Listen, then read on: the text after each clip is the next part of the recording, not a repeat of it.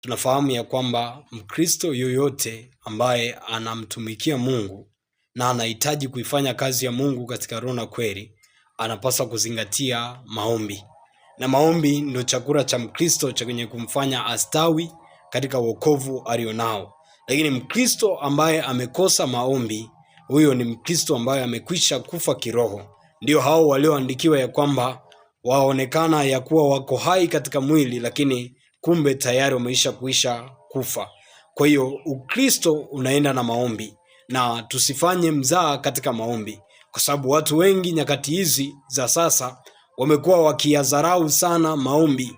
Yaani wamekuwa wakiyakimbia sana maombi, wamekuwa wakijiungamanisha na kwaya, wakijiungamanisha na mambo mengine, lakini katika kwaya zao wamekosa maombi, lakini katika ibada zao wamekosa maombi. Unakuta mtu mwingine siku za ibada za maombi haonekani ibadani, lakini siku zingine za ibada ya kawaida anaonekana kwenye ibada. Na ndio maana unakuta katika kanisa washirika wachache sana ambao mioyo yao imekwisha kumtegemea Mungu kwa asilimia zote, na wamekwisha kuweka asilimia zao mbele za Mungu.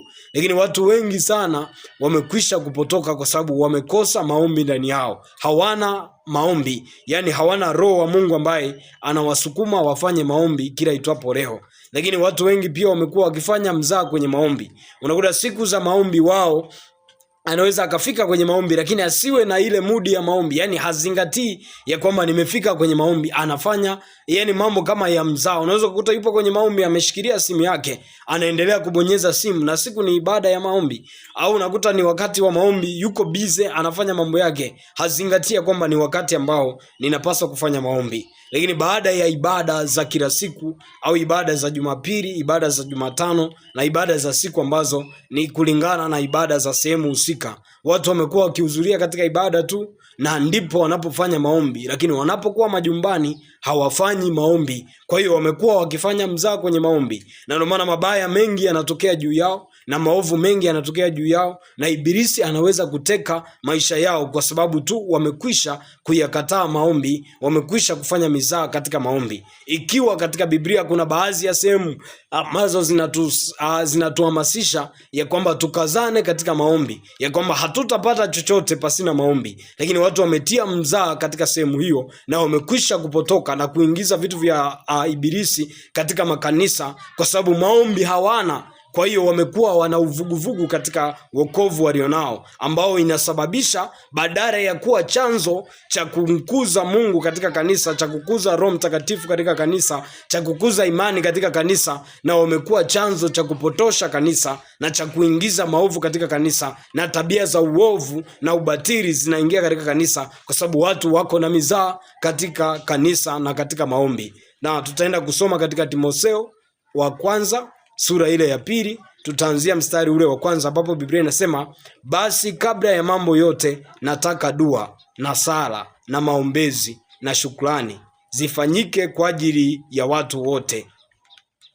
Hayo ni maneno ya Timotheo wa kwanza, ambapo ni waraka wa Paulo alipokuwa anawaandikia mitume, ambapo anasema ya kwamba kabla ya mambo yote nataka dua na sala. Katika mambo yote nataka dua na sala. Watu wengine ni waimbaji wakubwa, lakini anapoanza labda kutunga nyimbo yake, amekwisha kumaliza nyimbo yake, amekwisha kufanya maandalizi yake, mpaka inafika hatua anaenda kuwasilisha mbele za watu, hakuna maombi yoyote aliyoyafanya mpaka anakuja kuwasilisha huo wimbo mbele za watu. Mtu mwingine anaandaa labda somo kwa ajili ya kuelimisha watu fulani, mwanzo wa kuandaa mpaka mwisho anafika kuliwasilisha, hajafanya maombi mbele za Mungu kwa namna yoyote. Kwa hiyo watu kama hao wamekuwa wakitumika hata na ibilisi. Unakuta kuna wachungaji wengine ambao tayari wamekwisha kuingiliwa na roho fulani kwa sababu ya kukosa maombi. Nilisikia mchungaji mmoja anasema ya kwamba eti unapofanya biashara uweke na sigara kwenye biashara yako, uweke na sigara kwenye duka lako ili upate wateja wengi, kwa sababu sigara ina wateja wengi. Kwa hiyo ni kwa sababu tu wamekwisha kukosa maombi, wamefanya mzaa kwenye maombi na wanashindwa kuyazingatia, kiasi kwamba wameanza kutumiwa sasa na roho za ibilisi ambazo zinawaendesha na kuwafarakanisha na Mungu wao, kiasi kwamba mpaka kanisa linazidi kupotoka na nguvu ya Mungu kwenye kanisa inakosekana, kwa sababu tu maombi yamekosekana kwa watu wengi. Wawe watu ambao wamepewa zamana ya kusimamia kanisa na ambao ni washirika, wote wamekuwa wanaweka mizaa katika maombi, kiasi kwamba kanisa linakosa nguvu. Na tukisoma katika Wafilipi ile sura ya 4 mstari wa 6, Biblia inasema ya kwamba, Wafilipi sura ya 4 mstari ule wa 6 inasema, msijisumbue kwa neno lolote, bali katika kila neno kwa kusali na kuomba pamoja na kushukuru, haja zenu na zijulikane na Mungu.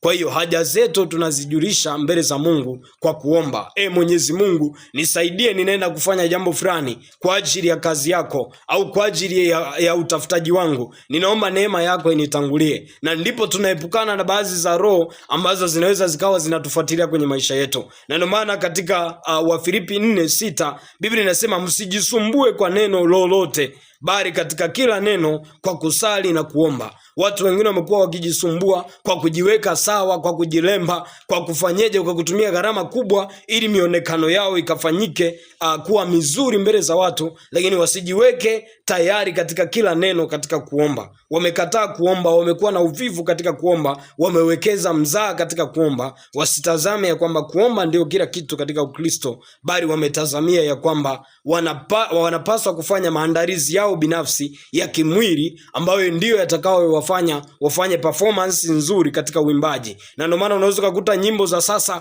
waimbaji wengi ambao tulikuwa tunawatarajia watatuimbia nyimbo ambazo zitatuzamisha katika Roho Mtakatifu, na ndio nyimbo ambazo zinaingizwa hadi misamiati ya kidunia, zinaingizwa hadi misamiati ambayo ni matusi. Yote ni kwa sababu hawana nguvu ya maombi katika ibada zao, hawana nguvu za maombi hata wanapokuwa katika maandalizi ya nyimbo zao. Inapelekea wanaanza kuimba kama nyimbo za kidunia, kama nyimbo za bongo, kiasi kwamba hata nyimbo hizo ukizisikiliza, utukufu wa Mungu unakuwa hauko pamoja na nyimbo hizo. Tukisoma katika maandiko mengine katika Wathesalonike wa kwanza sura ya 5 mstari wa 17, Biblia inasema, ombeni bila kukoma. Watu hawaombi, lakini Biblia imesisitiza ya kwamba ombeni pasina kukoma. Usikome katika kuomba. Omba kila itwapo leo. Omba katika kila jambo. Anza na Mungu katika maombi. Anza na Mungu katika shughuli yako. Anza na Mungu katika ibada zako. Katika kila sehemu usiweke mzaa katika maombi. Na ukisoma katika Luka pia 18 mstari wa 1,